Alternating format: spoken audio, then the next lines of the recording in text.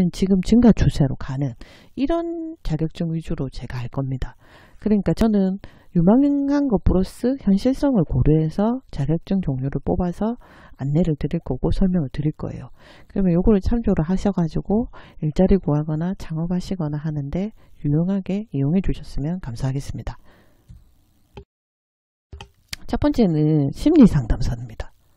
이 심리상담사는 어떤 일을 하는 사람이냐면 상담의 기술을 제공하는 전문 인력 양성 과정이에요. 그래서 상담 기술은 되게 보니까 그러니까 이렇게 어렵게 보이잖아요. 근데 이게 상담 기술은 이제 공부를 통해서 이제 쌓아 나가야 되는 부분이긴 한데, 그런데 이제 유아를 대상으로 아동, 청소년, 가정, 노인 등 사회에서 여러 가지 갈등과 문제로 인해 고통받고 있는 사람들을 대상으로 건강하고 바른 생활을 할 수 있도록 돕는 업무를 담당하는 전문가입니다. 심리상담사 같은 경우에는 이렇게 보시다시피 대상자가 다양합니다. 그래서 내가 할 수 있는 분야도 다양하겠죠. 그래서 이제 나이에 상관없이 할 수 있는 분야들이 많죠. 저는 이제 자격증이나 직업을 구할 때 중요한 건 나이라고 생각하거든요. 왜냐면 청년층은, 그러니까 대학교 갓 졸업한 친구들 빼고는 청년층이라도 이제 다른 일을 하다가 신규로 진입하려고 하는데 졸업한 지 한 2, 3년 지났어요. 그런 친구들도 신규로 진입하기에는 나이가 좀 있는 편으로 보거든요. 그리고 중장년층은 말할 것도 없죠. 나이가 일단 안 되면 아무리 스펙이 화려하고 경력이 있다 하더라도 안 됩니다. 맞죠? 그래서 이제 제가 볼 때는 이런 자격증이라든지 취업하는 분야, 우선 취업 분야를 정해야 자격증을 딸 수 있잖아요. 제가 처음에 유튜브 채널 운영할 때 중장년층 관련된 내용을 했을 때 우선 신규로 진입하려면 내가 나이가 되는지를 먼저 알아봐라 라고 제가 말씀을 드렸죠. 나이가 되고 나면 그 다음에 스펙을 쌓아가면 된다고 제가 말씀드렸는데, 제가 볼 때 유망한 자격증을 선택할 때는 전 연령층을 고를 수 있는, 골고루 다 할 수 있는 자격증이면 제일 좋을 것 같아요. 그래서 여기는 보면 유아나 아동, 청소년 이런 대상을 할 때는 좀 젊은 친구들이 하시면 될 것 같고요. 그리고 이제 가정, 노인 뭐 이런 쪽 하시는 분들은 조금 나이가 드신 분들이 하시면 되기 때문에 심리상담사가 괜찮지 않나 라는 생각이 들고요. 그리고 이제 증가하는 요인은 요즘은 좀 더 나은 삶, 건강한 삶을 추구하는 현대인들이 증가하고 있습니다. 그래서 이제 요즘은 건강 프로그램도 되게 많고, 그리고 좀 더 내가 행복을 추구하고 가치를 추구하는 쪽으로 많이 가죠. 돈보다는. 그래서 이제 돈도 중요하지만 이제 좀 더 여유로운 삶, 건강한 삶을 많이 원해요. 그런데 현실은 되게 빠르게 돌아가고, 그리고 힘들고 스트레스 주는 부분들이 많죠. 그러다 보니까 이제 정신적으로, 신체적으로 건강하지 않은 사람들이 스트레스로 인해서 많이 나타납니다. 그래서 이제 많은 상담센터나 프로그램들이 증가하는 추세로 가죠. 그러면 당연히 전문 인력이 증가하게 됩니다. 그러면 앞으로 점점 우리나라는 선진국 대열로 가기 때문에 이렇게 추구하는 사람들이 늘어날 거예요. 그리고 경제적으로도 여유롭게 좀 더 풍요로운 사람들이 많이 늘어나겠죠. 그래서 그렇게 되면 이런 부분에 대한 추가 욕구가 더 많아질 거고, 그러면 이런 프로그램이나 상담센터가 더 많이 증가할 거고, 그리고 전문 인력이 증가하기 때문에 심리상담사가 괜찮을 것 같습니다. 제가 보기에는. 그러면 이 심리상담사를 취득하려고 하면 그럼 어떻게 해야 되냐? 방법은 어떤 게 있는데? 라고 물어보고 싶으시죠, 저한테. 그러면 고졸 이상의 학력이면 누구나 다 취득할 수 있습니다. 그리고 이제 상담 심리학, 심리학 개론, 각종 심리학 이런 걸로 구성이 돼 있거든요. 그래서 반드시 이거를 따실 때는 이게 민간 자격증인 경우에 국가지정기관인 한국직업능력개발원에 정식 등록된 자격증인지 알아보셔야 됩니다. 그리고 이제 꿀팁을 드리자면은 심리 상담은 아까도 보셨지만 대상이 되게 많습니다. 맞죠? 어린애부터 시작해서 나이 드신 분들, 그리고 이제 부부들, 가정을 중심으로 하는 사람들, 뭐 여러 가지 많잖아요. 그런 대상자가 되게 많기 때문에 본인이 어느 쪽으로 나갈지 분야를 명확하게 정하시는 게 좋죠. 이것저것 많이 갖고 있으면 좋지만 저는 이제 마인드가 어떻냐면 한 분야, 내가 취업하고자 하는 분야에 관련된 자격증 2-3개 정도 따서 먼저 취업을 하시고 그리고 나서 조금 더 스펙트럼을 넓혀가는 게 전 맞다고 생각하거든요. 그래서 본인이 나가려고 하는 분야를 명확히 정해야 됩니다. 거기에 미술심리상담사나 아동심리상담사나 가족상담사나 노인심리상담사나 청소년상담사나 인상심리사 이런 부분들이 필요하면 스펙을 조금 더 넓혀 나가면 되죠. 그러면 다음에 내가 이직을 하거나 좀 더 취업을 활동을 하는데 더 유리해지긴 합니다. 근데 예를 들면 이런 거죠. 그러니까 내가 만약에 아동을 대상으로 하겠다. 아동을 대상으로 해서 내가 심리 상담을 하다가 청소년 상담사를 한 개 더 따는 거죠. 따가지고 청소년까지 범위를 좀 더 넓혀가는 거죠. 그리고 이제 중장년 같은 경우에는 내가 가족 상담, 부부 상담, 가정에 대한 가족 상담 이런 걸 하시는 쪽으로 만약 포커스를 맞췄다 하면은 그 관련된 자격증을 따셔서 스펙을 조금 더 넓히고 스펙트럼을 좀 넓히면서 취업을 하시고 그리고 취업을 하시고 나서 나머지 관련된 자격증 이런 자격증들을 더 따서 스펙트럼을 더 넓혀가는 거죠. 그러면 이직을 하거나 취업 활동을 하는데 좀 더 유리해지겠죠. 그렇게 하시면 될 것 같고요. 모든 자격증이 저는 그렇게 돼야 된다고 생각하거든요. 취업하는 분야를 정해서 내가 그 분야에 관련된 2-3개의 자격증을 따고 그리고 나서 내가 거기에 관련된 일을 하는 거예요. 하면서 그 관련된 또 다른 자격증이 있어서 이직을 하거나 취업 활동을 해서 내가 여기 일을 만약에 이런 관련된 일을 안 하고 조금 더 이직을 하거나 좀 더 높은 조금 더 다른 대상으로 하겠다. 좀 더 연령대가 높은 대상으로 하겠다 하면 조금씩 더 준비해 가면서 하시면 그게 시행착오나 시간 낭비 면에서 훨씬 효율적이죠. 그렇게 가시면 될 것 같고요. 그리고 이제 두 번째는 보건의료 계열 관련 자격증입니다. 이거는 청소년들, 그러니까 청년층 유형들, 그러니까 대학교를 진학할 때, 그러니까 청소년들이 청년으로 대학을 진학을 할 때나 청년들이 졸업해서나 되게 인기가 많죠.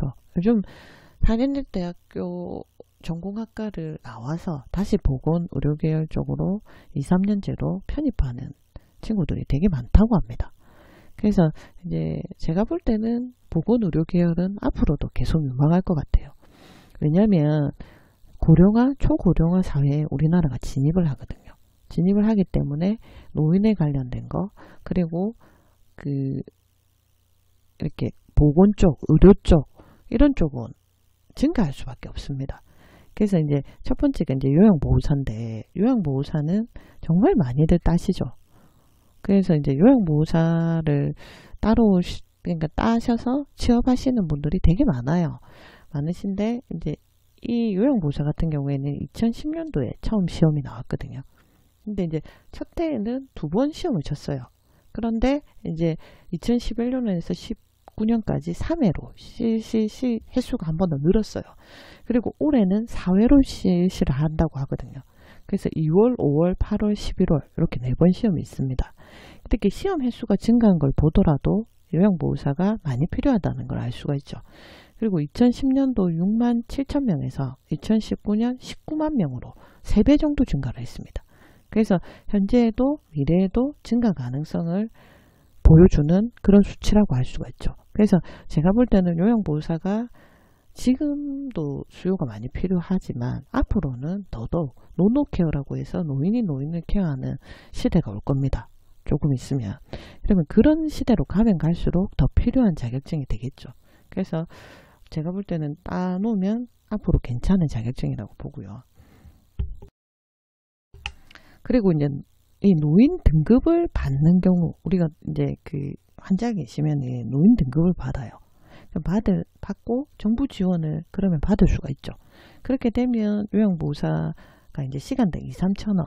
그러니까 본인이 받는 돈은 10,000원에서 13,000원 사이지만, 그러니까 그 보호자들이 내는 돈을 이제 그 금액만 계산을 했을 때라고 보면 될 것 같거든요, 이거는. 근데 이제 정부 지원을 받지 못하면 시간당 11,000원에서 13,000원 정도 이렇게 하시죠. 그래서 보통 이제 취업하는 분야로 보면 재가센터, 그러니까 집에 가셔서 이제 노인들을 케어해주는 쪽으로 취업을 하시거나 아니면 시설기관이라 하면은 요양원이라든지 이런 데 가셔서 하시죠.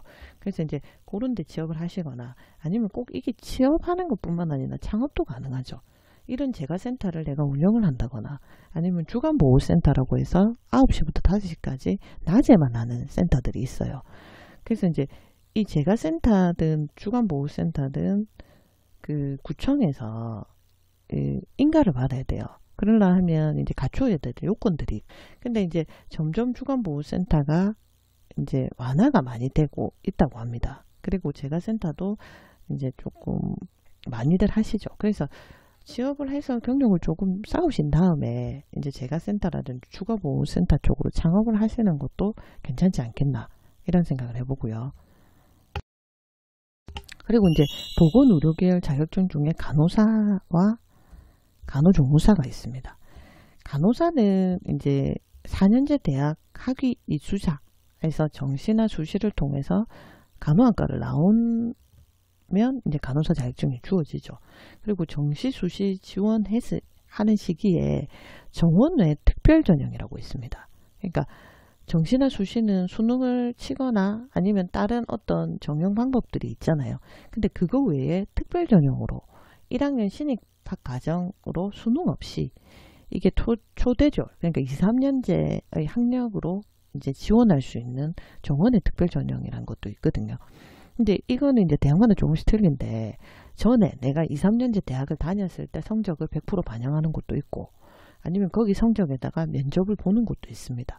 그래서 정원의 특별전형으로 수능 없이 초대졸 나오신 분들은 또 지원할 수 있는 방법도 있고 아니면 일반 편입이나 학사 편입이 있습니다. 일반 편입은 2, 3년제 나와가지고 3학년에 편입하는 거, 학사 편입은 4년제 나와서 3학년에 편입하는 거. 일반 편입은 2년제 졸업하고 3학년에, 그 다음에 학사 편입은 4년제 나와서 3학년에 편입하는 이런 과정을 통해서 간호사 자격증을 딸 수가 있고요. 그리고 이제 간호조무사 같은 경우에는 고등학교 학력 이상이 되면 지원할 수가 있죠. 근데 이제 교육과정을 이수를 해야 돼요. 그래서 국가시험에 합격을 해야 보건복지부 장관의 자격 인정을 받게 되죠. 이렇게 받은 사람만이 간호조무사를 할 수가 있죠. 그리고 이제 고등학교 졸업 이상이면서 국가시험에 합격을 해야 되는데 국가시험이 연에 2회가 있어요. 3월하고 9월에. 그래서 12월 중에 시행공고가 매년 나거든요. 그럼 그걸 참조하셔서 계획을 세우시면 되고 해마다 간호조무사가 증가하고 있습니다. 현재 20만여 명 간호사, 간호조무사는 점점 증가할 겁니다. 왜냐하면 노인들, 고령화, 초고령화 사회가 증가하면 요양보호사뿐만 아니라 간호사하고 간호조무사도 많이 필요할 수밖에 없습니다. 그리고 향후 10년간 연평균 2.2% 증원할 예정이거든요.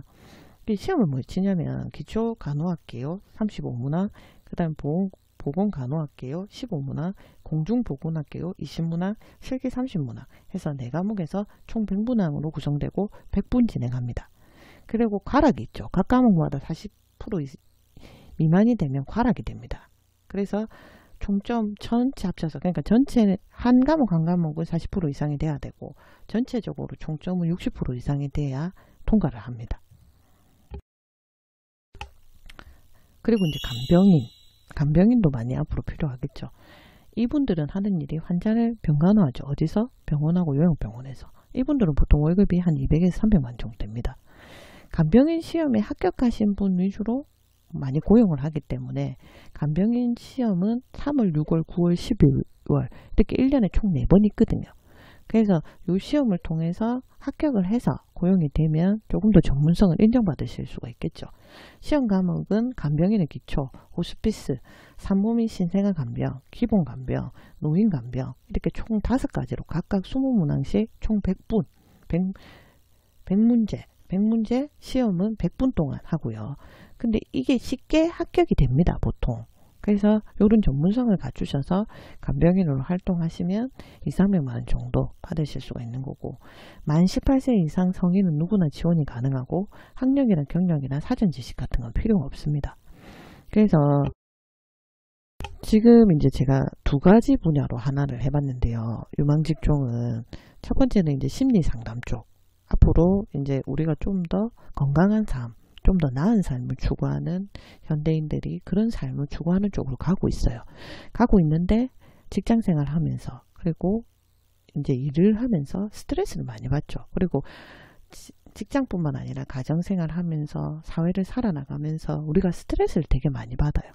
그런데 이제 정신건강을 누군가에게 하소연도 하고 좀 치료도 받고 싶고 그리고 그렇다고 이제 정신병원 같은 데 가서 치료를 받으면 이력이 남으니까 사회생활 하는데 좀 더 힘들잖아요.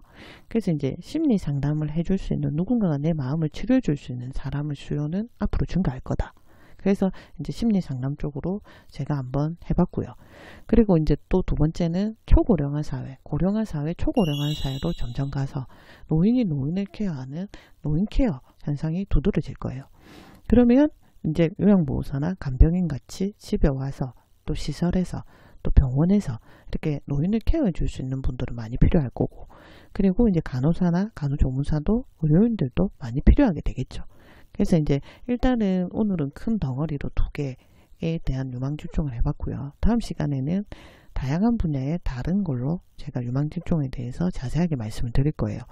근데 이제 이런 자격증들을 제가 유명 자격증들을 많이 말씀을 드린다고 해서 그거를 바로 따시는 것보다는 본인한테 맞는 성향인지 취향인지 내가 만약에 성향이 안 되시는 분도 있어요. 의료나 보건 쪽으로 가려고 해도 내가 비위가 약하다. 그리고 주사를 못 꽂겠다 하면 못 가죠. 그리고 심리 상담을 하는데도 나는 좀 이렇게 감정 컨트롤이나 이런 걸 하시면서 좀 더 이렇게 남의 의견을 경청하고 수용해주고 그리고 따뜻하게 감싸줘야 되는 부분이 봉사정신이 좀 많이 필요하죠. 심리 상담은. 그래서 이제 그런 성향들이 내가 있는지를 알아보셔야 돼요. 그리고 제가 자격증 따기 전에 해야 될 것들 말씀드렸잖아요. 그걸 먼저 우선적으로 해보시고 그리고 이제 제가 오늘부터 시작해서 이제 동영상을 올릴 거예요. 유망한 직종들에 대해서 그걸 참고하셔가지고 좀 더 앞으로 요즘은 평생 직업이 없다고 하잖아요. 평생 살면서 직업을 두세 번씩 바꾼다고 합니다. 그래서 알차게 시간 낭비하지 않고 시행착오 없이 준비하셔서 좀 더 은퇴 이후 은퇴가 좀 더 이제 100세 시대에 맞게 우리가 많은 일을 해서 일을 오랫동안 하고 내 몸값을 높여가는 것도 좋은 재테크 방법이라고 하잖아요. 그래서 이제 그런 좋은 재테크 방법으로 가시기 바랍니다. 감사합니다. 구독과 좋아요 부탁드릴게요.